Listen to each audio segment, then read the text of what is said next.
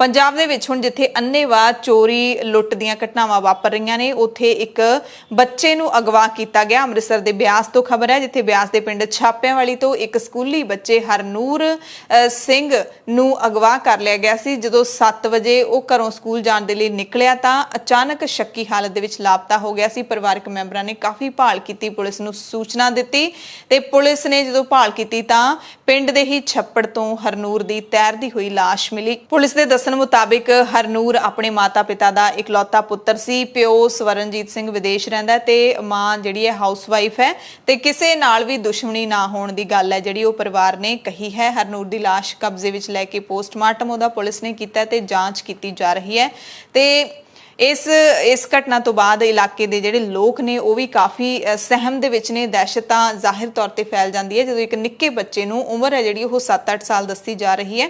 बच्चे नूं अगवा करके कोई लै गया, अगवा ही नहीं बल्कि उसका कतल करके उसनूं छप्पड़ दे विच सुੱਟ दिता गया। हालांकि जांच होनी है कि बच्चे नाल वापरिया की।